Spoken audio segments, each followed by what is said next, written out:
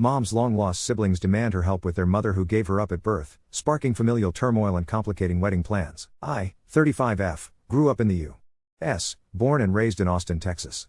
My father, 70 male, is Canadian, and my mother, 68F, is Greek. Every summer, we vacationed in Greece with my maternal grandparents. When I was 25, my parents retired and moved permanently to Greece after my mother inherited a house and a significant amount of money from her mother when she passed away. That's when things took a strange turn. During the last few months of my grandmother's life, my mom went to Greece to care for her, as she was no longer able to take care of herself. In her final days, my grandmother revealed a shocking secret: my mom was adopted. She wasn't the biological child of the parents who raised her. Instead, she was the daughter of my grandmother's cousin. Apparently, in Greece, decades ago, it was common for struggling families with many children to give a baby to a relative who couldn't have kids. My mother was devastated. She grieved the fact that she never knew her real family and that no one ever told her. After my grandmother passed, she decided to move to Greece to reconnect with the biological family she never met.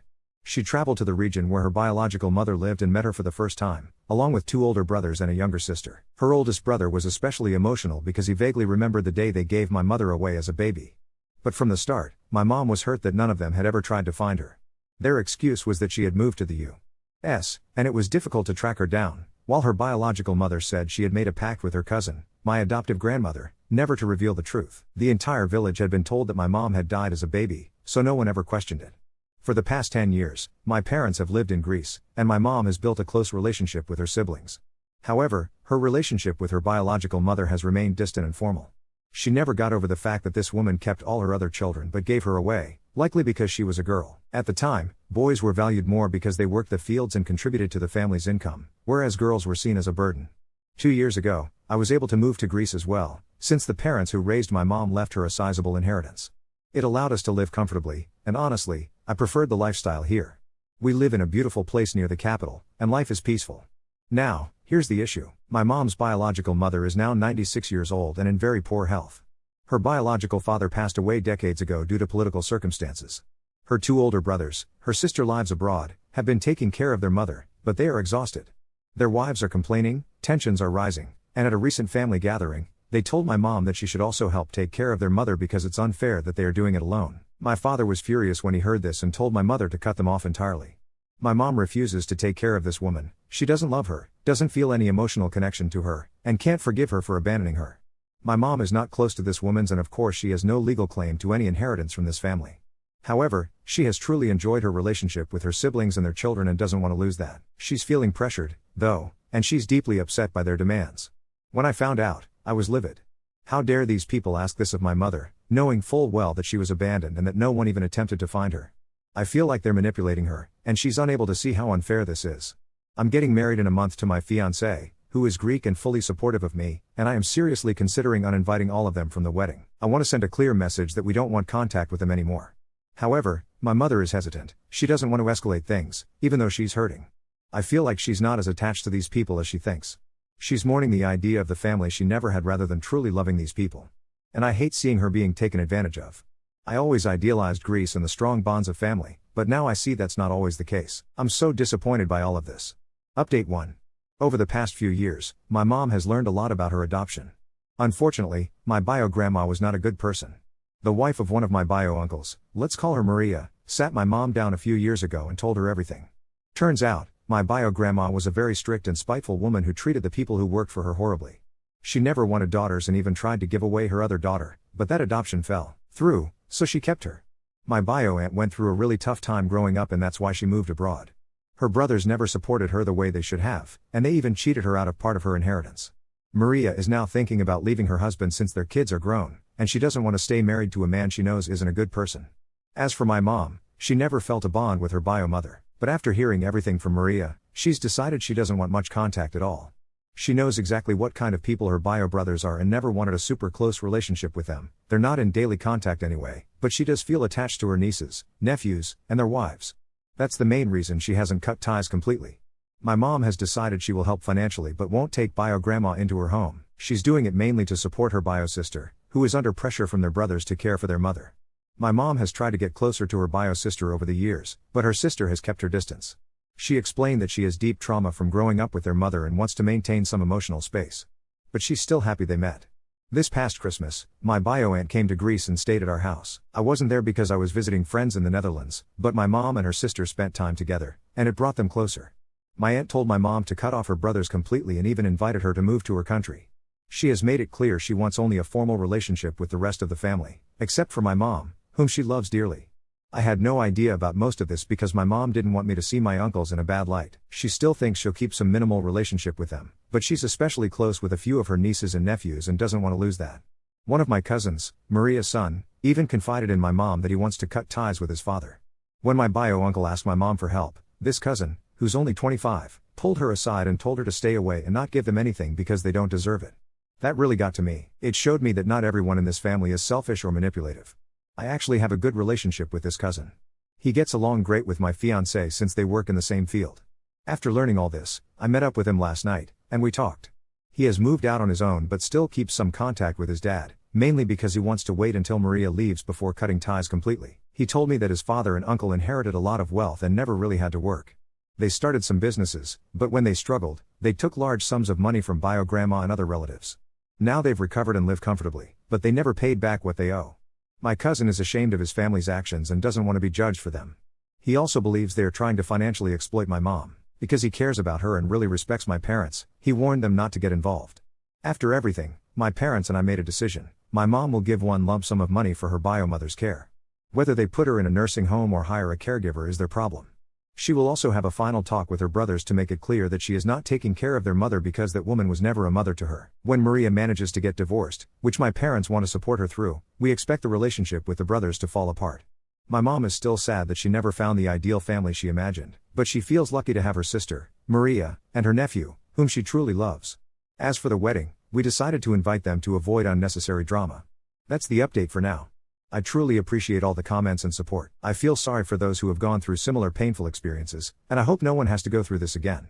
Lastly, I feel terrible for ever doubting my grandparents, the ones who actually raised my mom.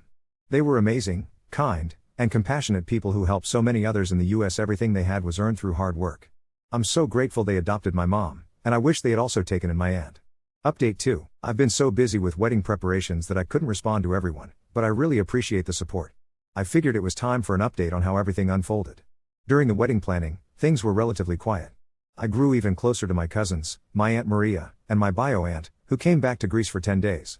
I learned some truly heartbreaking things about what the women in this family have endured. After everything, my parents decided to fully support the women however they could and to cut off my mom's bio brothers entirely. The wedding happened last Saturday, and it was absolutely perfect, no drama, just happiness. I could make a whole post about it, but it feels unrelated, haha. Then, in the past 10 days, everything exploded. 2 days after the wedding, Maria told my bio-uncle that she was divorcing him. Thankfully, we had postponed our honeymoon until the summer, so I was here to support her. She moved into my mom's house, and things escalated fast. My bio-uncle lost it. He showed up at my parents' house, yelling and cursing. My dad was completely shocked but immediately kicked him out. Since then, both of my mom's bio brothers have been pushing her not to get involved and to stop putting ideas into Maria's head. But, thankfully, Maria's kids are fully on her side. They confronted their father, told him off, and are now helping their mother find a place to stay and supporting her financially. That set off a whole new domino effect. My bio-aunt, the one who lives abroad, also confronted her brothers. Up until now, she had kept things relatively civil, but after seeing what happened to Maria, she decided she was done. What we didn't know until recently was that her brothers had been manipulating her too. They told her that if she left Greece and didn't stay to take care of their mother, she would lose any claim to her inheritance. Now that the truth is out, she's taking them to court to get what's rightfully hers. On top of that, her husband, who is honestly an amazing man, had also lent money to my bio-uncles years ago. But unlike the rest of us, he was smart enough to structure it as a business loan, and now he's suing them to get it back. The final straw for all of us was finding out about the bio brothers scheme. Maria told us everything. They had been bitter for years about how financially stable my mom is, thanks to her adoptive parents and the fact that my dad is also well off. They resented that she had a good life while they were constantly struggling due to their own bad decisions. Their plan? To manipulate her into giving them money, using their mother as an excuse. When my mom hesitated about whether she even wanted to contribute to her bio mother's care, they lost it. They started talking behind her back, saying things like, "She'll see what happens to her. She acts like she's rich but won't even take care of her own mother." After that, my mom was completely done. Now, bio-grandma is still living in one of my bio-uncle's homes, but his wife has now refused to take care of her. She told them either they put her in a nursing home or the other brother, who now lives alone, can take her in. I have no idea how that will play out, but honestly, I don't really care. This Saturday, they've scheduled a final meeting with all the siblings and their spouses to settle things once and for all. Maybe I should have waited until after that to post an update, but I was scrolling through Reddit today and figured some of you might want to know what's been happening. As for me, I'm relieved about how things turned out. I'm so glad my mom never had to give them a cent, and honestly, I owe that to Maria reaching her breaking point. When she overheard them talking about how much money we wasted on the wedding and how they could find a way to get their share, she told my mom everything. That was the moment my mom fully let go of any guilt. I'm also happy that we're cutting ties because I never felt comfortable around them. I never felt any warmth or real connection. That being said, I've caught my mom crying or sitting in silence, clearly deep in thought. She hasn't talked about how much this has hurt her, but I know she's grieving the idea of the family she hoped to have. She spent years trying to get to know them and build some sort of bond, only to realize that it was never real. Still, at least she now knows the truth and won't have toxic, manipulative people in her life. What I am grateful for is the genuine family connections that have come out of this mess. My dad's family is small, and since we lived outside of Canada, I never had much of a connection there. My mom only had her adoptive parents in the U.S., so I never really experienced what it was like to be part of a big family. Now, for the first time, I feel like I have people I can truly trust and love without second-guessing their intentions. I am nervous about the meeting on Saturday, mostly because of my cousin. He's been through so much with his father, and I feel like he's going to unleash all his anger in that room. I love him so much, and I know he feels like he's finally found real family in us. He also recently came out to his mother, Maria, but he hasn't told his father yet. Maria had no idea. When he told her, she broke down crying, hugged him, and apologized for not creating a safe enough space for him to open up sooner. He had to live a hidden life because of his father's toxic beliefs, and it breaks my heart. Maria also carries a lot of guilt.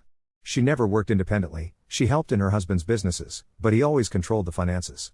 She never felt strong enough to leave, even though she endured so much mistreatment, likely infidelity, and was constantly belittled by both her husband and bio-grandma. She thought staying was the best way to protect her kids from poverty, which in Greece can be brutal, especially for single mothers. But now she realizes that by staying, she also made her son feel like he had to hide who he was. There's so much more I could say, but I recently found out that my story has been shared in different videos online. My husband came across it, and for that reason, I don't want to expose any more personal details about my family unless they choose to share their stories themselves. One last thing, I want to say thank you to everyone who commented. My mom keeps coming back to the post and reading stories from other adoptees. She cries every time, but in a way, it's helping her heal. She sends you all her love. Maybe I'll update again after the meeting. One final question for you all. After everything I've learned, I now know that bio-grandma is and always has been a truly awful person. I wouldn't be surprised if she had some kind of undiagnosed psychiatric condition, but at this point, it doesn't really matter. Even after all the horrible things she's done, even knowing she said things like, "Look at her, that dumb-looking face, good thing I didn't keep her, at least she didn't eat our food for free," I still sometimes feel sorry for her. She's now completely alone. Her grandkids don't visit because she was cruel, even violent, to their mothers. Her sons don't care. The only person stuck with her is her daughter-in-law, who's only tolerating her because there's no other choice. I know she deserves it. I know karma caught up with her. And yet, sometimes, I think about her and cry. Update 3. The meeting on Saturday was intense, to say the least. We all gathered at a neutral location, a small conference room in a local hotel. The tension was palpable as soon as my bio-uncles walked in. My mom, her sister, who flew in from abroad, Maria, and I were already there, along with my dad and my cousin, Maria's son. As expected, my cousin didn't hold back. He stood up and delivered a scathing speech about the years of manipulation and emotional abuse he'd witnessed. He revealed how he'd overheard conversations about using my mom for money and how they'd laughed about her stupid American naivety. The room fell silent as he spoke, his voice shaking with anger and hurt. My bio-uncles tried to interrupt, but my dad, usually the calm, diplomatic one, shut them down immediately. "You've had years to speak. Now it's our turn," he said firmly. What happened next shocked us all. My bio-aunt stood up and, with tears in her eyes, confessed that she'd known about their plan to exploit my mom from the beginning. She admitted that her initial coldness towards my mom wasn't just about her trauma, it was also guilt. "I was a coward," she said, her voice barely above a whisper. "I should have warned you, but I was afraid of losing the little security I had." My mom, who had been stoic until that point, broke down. It was heartbreaking to watch.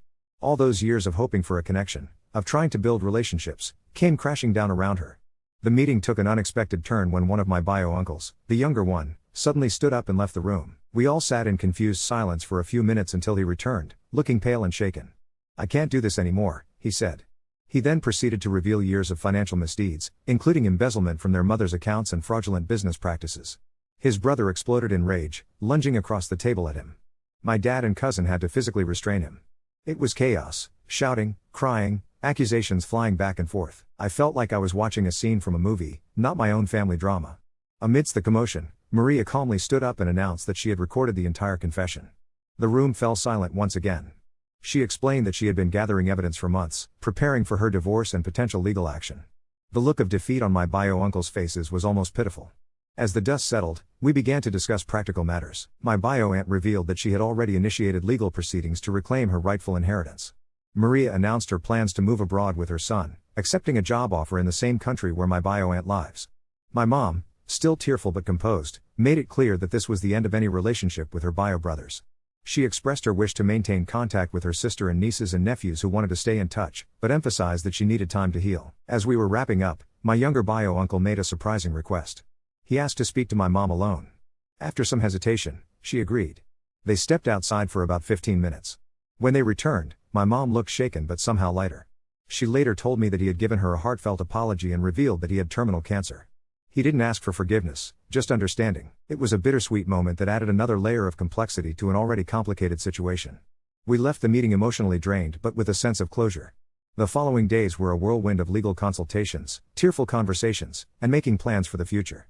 My parents decided to take a long vacation, needing time away to process everything. As for me, I'm still trying to wrap my head around it all. The family I thought I had gained and lost has transformed into something entirely different. But amidst the pain and betrayal, there's also hope.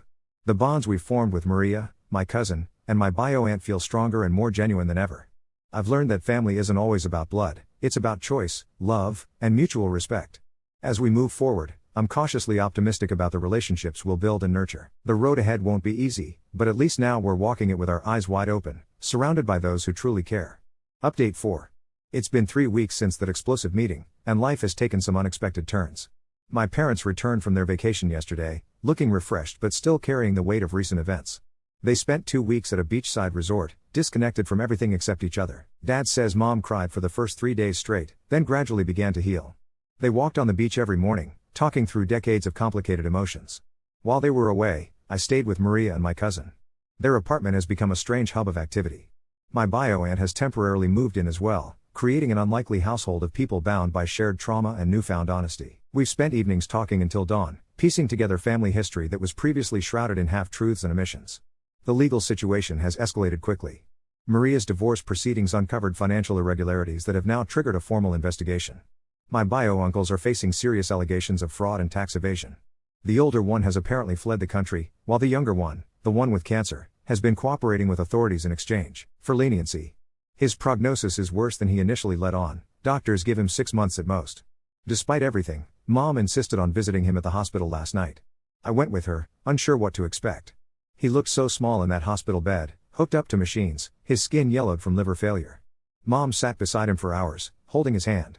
They didn't speak much, but something profound passed between them. Not forgiveness exactly, but perhaps understanding. As we were leaving, he pressed a small, worn journal into Mom's hands. "The truth," he whispered. "All of it." We stayed up all night reading it. The journal belonged to our grandmother, my mom's mother, and contained entries spanning decades. It revealed a family history far more complex and heartbreaking than we'd imagined. Apparently, my grandmother had been forced to marry against her will, had suffered years of abuse, and had made desperate choices to protect her children, especially her daughters. The journal explained why my bio-aunt had been sent abroad as a teenager and why my mother had been kept in the dark about so many things. Most shocking was the revelation about my grandfather. He wasn't actually the biological father of my mom or her sister. Their real father had been a family friend who helped their mother escape her abusive marriage temporarily. When her husband discovered the affair and the pregnancies, he forced her to return, agreeing to raise the children as his own in exchange for her complete submission and a substantial payment from her family. This morning, Mom called her sister to share this discovery. They spoke for hours, crying and laughing in turn. It explained so much: why they never resembled their brothers, why they were treated differently growing up, why there was always an undercurrent of resentment from their supposed father. Meanwhile, Maria received unexpected news yesterday. Her ex-husband's family wants to negotiate. They're terrified of the public scandal that would ensue if all their financial misdeeds came to light. They've offered a settlement that would secure Maria and my cousin's future, plus return my bio-aunt's rightful inheritance. Their lawyer delivered the proposal along with a request: complete silence about the family's affairs. We gathered for an impromptu family council last night to discuss it. The debate was intense. My cousin argued vehemently against accepting blood money. Maria seemed torn between practical considerations and moral principles. My bio-aunt remained quiet until the end, then simply said, "Take it. Use their money to build something good." That's the best revenge. Dad, ever the pragmatist, suggested a counterproposal: accept the settlement but with conditions that ensure accountability without public exposure. Sometimes justice doesn't look like what we expect, he said. This morning brought another surprise. 2 young women arrived at Maria's apartment, daughters of my older bio-uncle, my cousins I've never met. They were visibly nervous but determined. They've apparently been following our family drama from a distance and decided it was time to break away from their father's influence. The older one is pregnant and afraid of raising her child in such a toxic environment. They asked for help, for connection, for family. Mom embraced them without hesitation. The cycle stops here, she said firmly. Tonight, we're having a proper family dinner, not the family I was born into, but the one we're choosing to create. Maria is cooking traditional dishes, my cousin is setting up a slideshow of old family photos, and Mom is preparing to share stories of our grandmother, reclaiming her memory from those who distorted it. I'm sitting here watching them all, these brave, broken people finding their way toward healing. There's still so much uncertainty ahead: legal battles, health challenges, the complicated process of rebuilding trust. But for the first time, it feels like we're moving forward with truth as our foundation. As my bio-aunt said this morning while we shared coffee on the balcony, family isn't just who you're born to, it's who you choose to become together. I think we're finally figuring out who that might be.